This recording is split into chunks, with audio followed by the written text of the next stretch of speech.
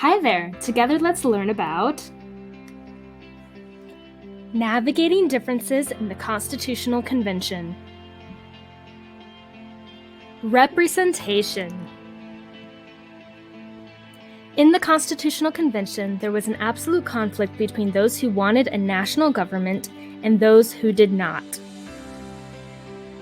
Some state delegations were expressly forbidden from discussing any plan that would make states lose their equal voting rights in a national assembly. However, prior to the convention, James Madison had written the Virginia Plan and had persuaded the Virginia delegation to support it. With regards to representation, the Virginia Plan proposed the National Legislature should consist of two branches. The people of each state should elect the first branch of the National Legislature. The second branch of the National Legislature should be elected by the first branch, and the National Legislature should elect a national executive.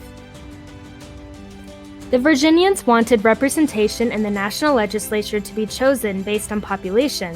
This benefited Virginia because it was the most populated of all the states.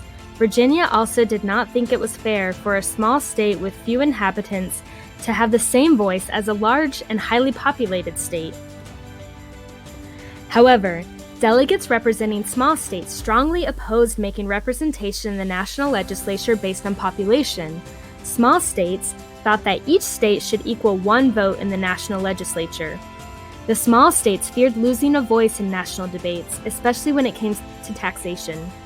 Since it was likely that many taxes would be raised by duties on imports and possibly exports, these taxes would be felt differently in different parts of the Union. Small states worried that they would not be able to protect the interests of their citizens if their votes were not set to be equal to other states. On June 17, 1787, William Paterson presented the New Jersey Plan. This plan looked similar to the Articles of Confederation, but it strengthened the powers of Congress. It kept each state to one vote. The Virginia Plan and the New Jersey Plan wanted fundamentally different unions. How did the delegates navigate their differences and come to an agreement, making the union possible? This lesson is produced by the Utah 3Rs Project. We teach everyone has rights, everyone has the responsibility to protect the rights of others, and we honor the human dignity of others when we respectfully engage in civil discourse. We promote the student competencies of religious liberty, religious literacy, and civil dialogue.